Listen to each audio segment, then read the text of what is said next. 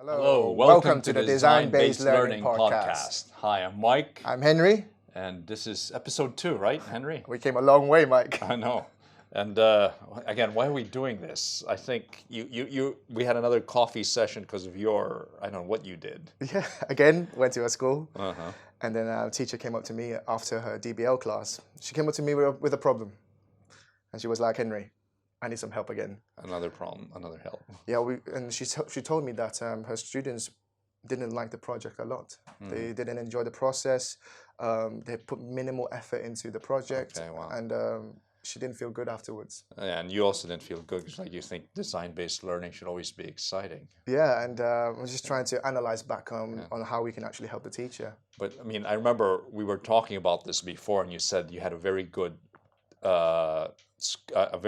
project in another school that worked really well. What happened there? Yeah, so we looked into a case study this morning in our coffee chat, and we saw are there any difference between the two projects that was running.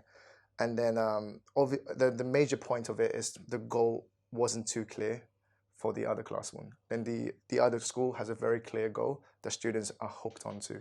So what made the goal clear for the other school? It's very simple and achievable for students.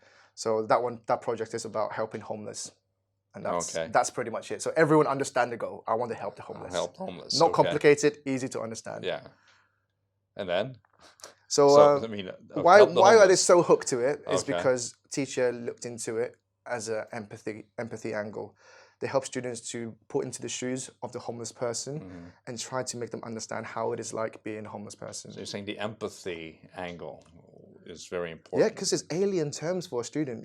Homeless person, they never saw one before. Maybe they live in a very luxurious environment. Maybe they never experienced how a homeless person is like and don't know the struggles they go So through. how did they empathize? What was this process of empathy? It's very simple, actually. It's just a mind map, as simple as a mind map. So they drew a homeless person in the middle of the table in their own teams, and they tried to brainstorm when the person is happy, when the person is sad. And they're trying to brainstorm scenarios that would make the person happy or sad in there. So students got a very good understanding on how the homeless person is like in the real world. That's good. So when the homeless person is happy, when the homeless person is sad, but what happens after that? So how can they help the homeless person? So afterwards, they brainstorm loads of them. So what we call the divergent thinking, and next is called the convergent thinking, when they actually pick a few problems they want to solve as a team. So what they actually So did, the teacher made them pick. yeah. So they went up to present the divergent things first. So like all the things that will make the person happy or sad. So they get a brief understanding of that, and afterwards they help students to pick. No, students get their own full ownership to pick which one they the want. students were owning which goal they want, which aspect they wanted to try to solve. Exactly, yeah. So look, by analyzing all the goals, all the problems in there on the board, they will see, okay, maybe this problem is worth solving. It's important to me because I think in comparison to other school, right, this process allows students to pick something they really genuinely believe in. So they had more freedom. They had more freedom. They could choose and explore which exactly they wanted to solve. Yeah, and that's so important to make students to pick something that they really want to solve. That means something to them. So the teacher didn't dictate what to do, but they explored with full freedom what they wanted to do. Yeah, no dictation. And then they chose exactly what they wanted to do. Right? They showed exactly what they wanted to do, and they also need to tell the class why they picked this problem. And with what they feel about it, what actually happened, and why this is so important for this team to solve. And so can you tell me what one of the teams did that you thought, well, this is fantastic? Oh, it's amazing. One of them, in their unhappy circle, they found out the biggest problem a homeless person had is they don't have enough education. And that's why they don't have enough skill to get a job.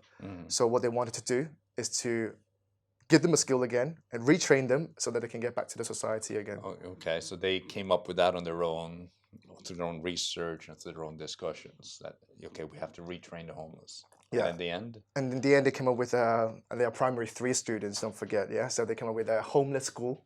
So a school that can help homeless people to find a skill or two and get back to the society again. So what's most interesting is there are SEN students in the classroom as well. And we see something very different in there. And SEN students are very hooked onto the project, and they become a leader as well. So something that gone beyond our expectation happens in there. and all we believe is the freedom, Okay. and they have the ownership to choose something they want to do. So they accomplished the goal of the project. They were able to present their solution for a homeless person, and they were able to present it really clearly, right? I think. Yeah, they did a role play at the end just to Okay. illustrate how the homeless school can help a homeless person to transform and get into the society again. So it's Okay. absolutely beautiful to see it. Good.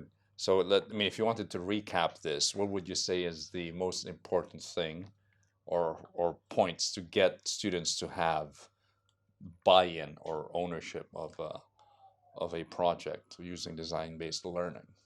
It is the empathy side of things. How do students come up with their own mission statement or goal after empathizing with the problem? So they come up with their own goal, their own mission statement, and they're free to choose what they want to do in that sense, right? Yeah, and that's the most important bit, to make students feel like they're part of something and they're full ownership, full control, on accountable for what they want to produce at the end. Sort of accountable, and they work as a team, right? They always work in a team, yeah. So you share your ideas with your team, collaborate with your team, listen to others, and there's a lot of skills actually involved into it too. Okay, maybe we do need to talk about teamwork and team building in another podcast. Yeah, I'm going to share with you as well with this Okay. one. Students were so hooked to the project, right, that a year after this project, came back to the same teacher and said, can we do something more to help the homeless person? And this is what I think design-based learning can change the world, because we planted a seed into student by empathizing the person they're designing for. They have a very deep learning experience with that particular person they're helping, and there's something they will never forget. And I think this seed can grow even more when they get older, when they get to their 20s maybe. They might think about this project and be like, I'm really passionate to help homeless people. Okay. And I think that seed can grow into something magical So in the future. by empathizing well, you plant something that will last probably a lifetime. 100%, yeah. Okay. Yeah. And I think we as educators should plant those seeds at a very early stage, so the students know exactly who they really care about, and make this project a lifetime project for them. Okay, so it's not just a classroom project. These should be lifetime projects. Exactly, yeah. Okay. And when it's your life project, you are the owner. You know, you have ownership. You have the freedom to do whatever. It's the most meaningful thing for the person you're designing for. Oh, fantastic.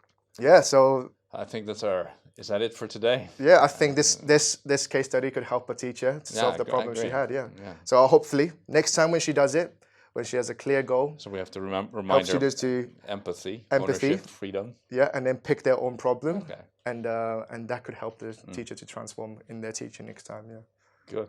So yeah, quite short one today. No, it's okay. That's good. Nice right. and snappy. I'll see you next time Next on time. episode 3. Episode 3 coming up. All Bye. right. Goodbye.